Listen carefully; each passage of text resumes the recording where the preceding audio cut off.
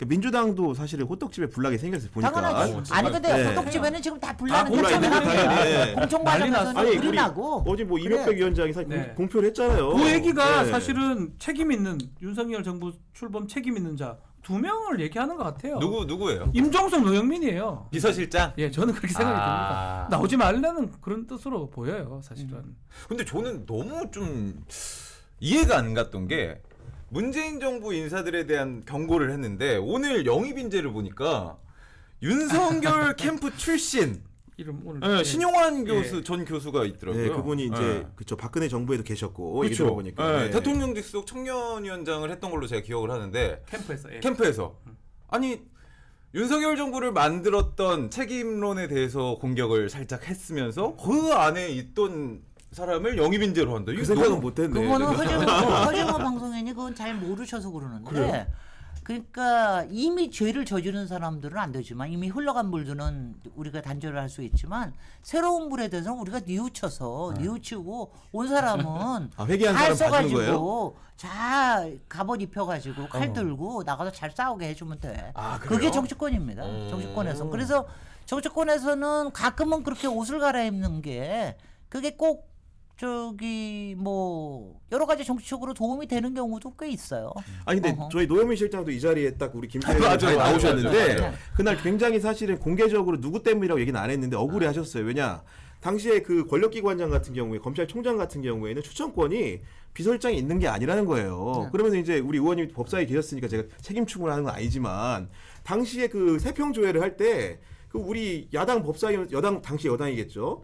여당 법사위 상당수가 윤석열 좋다고 했다는 거예요. 거짓말이에요. 그거는. 거짓말이에요? 아, 그거는 뭐냐면 저는 뭐냐면 그때 법사에 있었던 거 아니고 나중에 나중에 제가 나중에 예. 그 전에 열린민주당에 있었기에 다 그 민주당 법사위원들 다 끌어야 된다. 제가 다 그랬는데 사실 그거는 말도 안 되는 거예요. 윤석열 대통령의 거짓말이 청문회에서 드러났거든. 그런데도 편을 들어준다는 건 말이 안 되는 거야. 그럴 때 국회의원들이 거기서 나중에 이제 박주민 의원이나 다 저기를 하는데 국회의원이 왜 편을 들겠습니까? 그럴 때는 청와대에서 큐가 있는 거예요. 청와대에서 큐가 있지 않으면 그냥 이 사람으로 가자라고 하는 큐가 있지 않으면은 그러니까 그게 말이 안 되는 게 노영민 비서실장 그 얘기는 말이 안 돼요. 그거는 법사위 위원들이 좋다고 그래서 그랬다. 그건 뭐냐면 자기들 다 큐를 받았는데 그렇다고 거기서 안 된다고 막 그럴 수는 없거든요. 그냥 그래서 저는 그때 이거는 있죠. 그러니까 저는 이제 그게 노영민 비서실장인지 아닌지 모르지만 굉장히 많이 반대한 사람들이 많았어요. 조국, 네.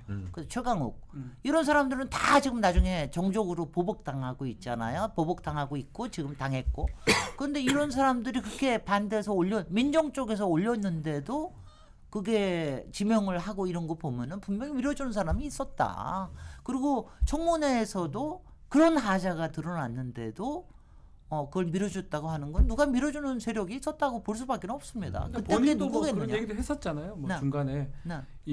그러셨잖아요. 나한테 안 그러지 않으셨습니까? 그 이랬잖아. 이런 얘기를 직접 했기 때문에. 그런 점에서는 얼마나 또 윤석열 저기 그 당시에 후보 그러니까 뭐 얼마나 네. 또 조아리기 잘하고 막 그랬잖아요.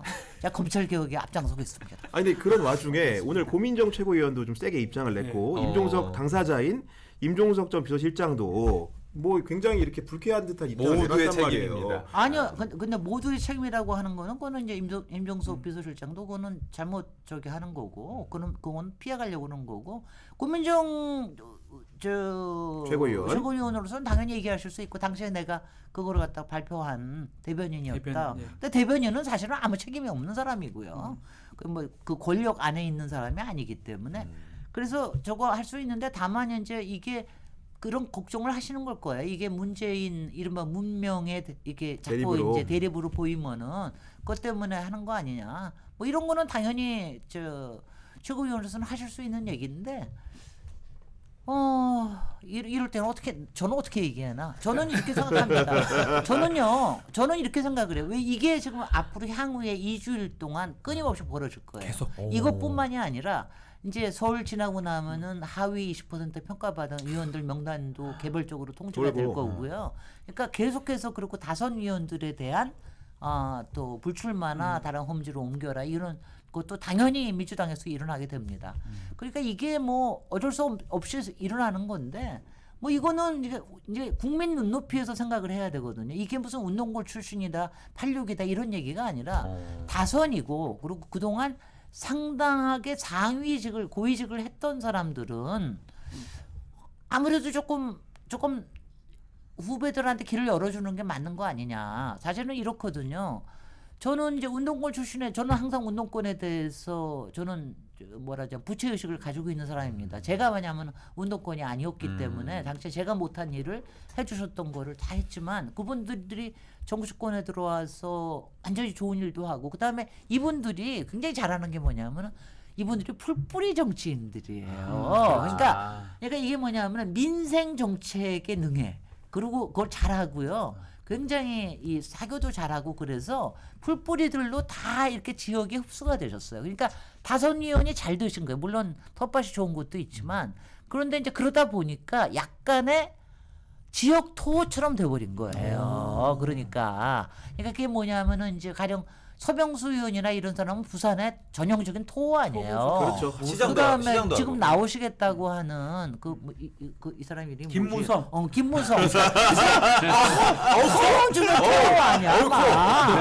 아마 그렇잖아. 근데 이분들은 정말 이제는 지역이 풀뿌리에서 이렇게 말하자면 지역 토호 정도의 이제 이렇게 세력을 갖고 있게끔 된 사람인데 그럴 때는 좀 이제 하여튼 정치를 이렇게 물갈이를 좀 하거나 좋은 물을 흘러내보는 데서는 좀 바꿔주는 게 좋지 않느냐 이런 왜냐하면 이게 국민들의 시각이에요.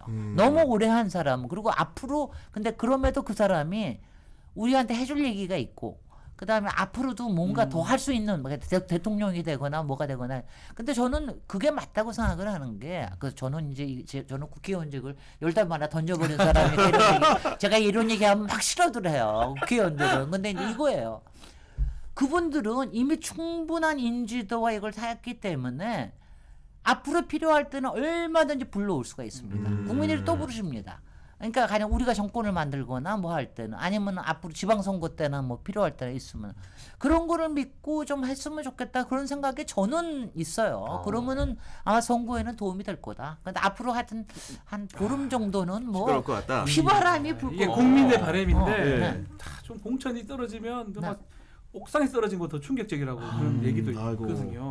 아마 저는 이런 구도를 본인들한테 이제 왔던 구도를 친명하고 뭐 친문. 그런 구도로 갈 것 같아요. 가서 끝까지 쌀 거예요. 싸우고 저항하지 저는 않을까. 그런 그게 권력 예상입니다. 싸움은 예. 정치의 기본적인 속성이에요. 아니 그러니까 근데 쌀 거예요. 저기 쌀 거예요. 리더들끼리 만났잖아요. 네. 얼마 전에 아유, 회동한 리더는 우리하고 상관없어요. 그래요? 밑에 있는 네, 사람들은. 내 공천이 받는다면 생존투쟁이니까. 우리 리더가 애들 상관이 없어요. 상관없어요. 내만 공천 받을 수만 있다. 아니 근데 우리 그렇구나. 의원님 네. 그 사실 지난 총선 때 2월 말에 열린민주당 만드셨잖아요. 그죠? 네네. 어떻게 보면 발생학적으로 생각을 해보면 뭔가 좀 약간 친명 친문 뭐 이렇게 싸우는 거랑 다 양태는 다를 수 있는데 네. 그것 역시도 뭔가 공천이나 이런 과정에서 뭔가 잡음을 계기로 해서 발생된 건 또 맞잖아요. 그러면 예. 그럼 네네. 그러면 지금 친문이라고 하는 분들 공천 불이익을 받으면 이분들도 뭔가 나와서 비례 중심의 정당 하나 할 수 있는 거 아닙니까? 아니 당연하게 비례 중심의 정당은 잘 모르겠고요. 그 이른바 이낙연 신당이나 네, 그걸로 이쪽에서 가면 되죠. 그쪽에서 이삭을 기다리고 있죠. 갈 수 있죠. 당연히 기다리고 그쪽으로 가는 게 제일 편하죠. 한당 그런데 이제 문제는 이낙연 신당의 동력이 안 되잖아요. 지금 뭐 어떤 데서는 1% 나오고 그러는데 네. 열린민주당은 17%까지 나왔다니까. 그리고 이제 열린민주당은 당시에 그게 뭐냐면은 조국이라고 하는 말하자면 큰 바람이 있었고 거기에 최강욱 후보라든가 뭐 김의겸 그때 김의겸. 당시 후보라든가 이런 사람들이 막 이거를 이런 흐름들이 있었기 때문에 그렇게 가능했는데요. 지금 아마 이낙연 신당은 꽤 어려울 거예요. 그리고 지금 이른바 그런 사람들이 나와서 새로운 열린민주당식의 그런 거를 만들 수 있는 동력은 없어요. 맞아요. 동력은 맞아요. 없어요.